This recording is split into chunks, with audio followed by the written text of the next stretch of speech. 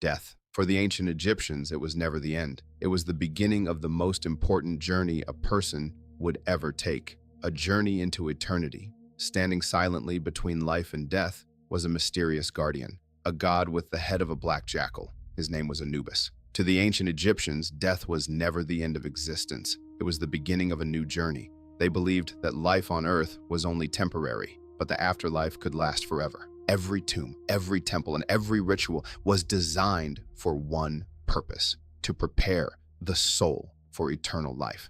The Egyptians believed the soul could only recognize a body that had been preserved. If the body was destroyed, eternal life might be lost forever. Long before Osiris ruled the underworld, there was Anubis, one of the oldest gods ever worshipped in ancient Egypt. No single story tells us how Anubis was born. Ancient Egypt preserved different legends, each revealing a different side of the mysterious god.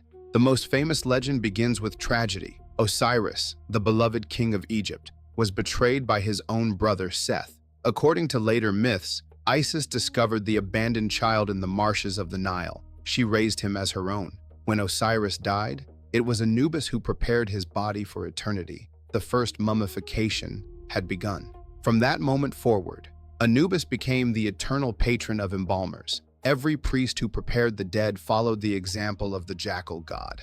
Many even wore elaborate masks shaped like Anubis during funerary ceremonies, not to imitate him, but to become his living representative on earth. Yet one mystery remained. Why did this compassionate guardian bear the face of a scavenger feared throughout the desert? The answer lies beyond the fertile banks of the Nile, in the silent sands where the dead were buried. Long before pyramids dominated the horizon, the Egyptians buried their dead in shallow graves at the edge of the desert. When night fell, wild jackals emerged from the darkness, drawn by the scent of freshly buried bodies. They often disturbed the graves. Instead of destroying what they feared, the Egyptians transformed it into a protector.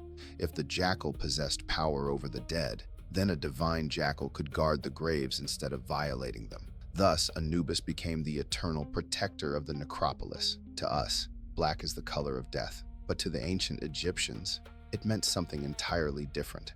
Every year, the Nile flooded its banks, leaving behind rich black earth that made life possible. Black became the color of fertility, renewal, rebirth. That is why Anubis was almost always depicted in black, not as a symbol of death, but as a promise of new life. Anubis was never a god of death. He was the guardian who ensured that every soul had a chance to live forever. After death, every soul began a journey through the mysterious realm known as the Duat. It was neither heaven nor hell, but a place of trials and divine judgment. At the end of that journey stood the Hall of Two Truths. There, Anubis awaited every soul. His task was not to decide their fate. His task was to ensure that justice was perfect. In the center of the hall stood a magnificent pair of golden scales. Upon one side rested the heart of the deceased.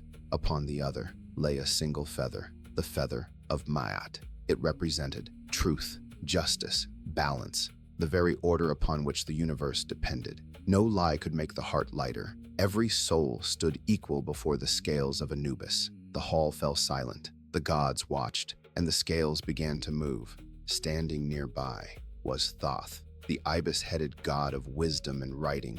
With meticulous precision, he recorded the outcome of every judgment. His record could never be altered. Beyond the scales sat Osiris, ruler of the afterlife. But if the heart proved heavier than the feather, a terrifying creature stepped forward. Her name was Ammit. She was unlike any other creature in Egyptian mythology, with the head of a crocodile, the body of a lion, and the hindquarters of a hippopotamus. Ammit was not a demon. She did not punish souls for eternity. She simply ended their existence forever. But for those whose hearts balanced with the feather of Ma'at, the gates of eternity opened. Anubis never chose who deserved eternity. He only ensured that every judgment was fair.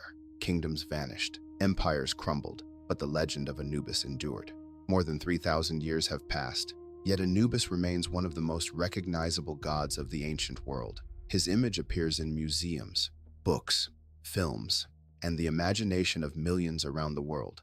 But behind the legend stood something far more powerful, an idea that justice should belong to everyone. Perhaps that is why Anubis has never truly been forgotten. He was never the god people should fear. He was the guardian they hoped would be waiting for them. At the end of every journey, Anubis, the eternal guardian of the Egyptian underworld,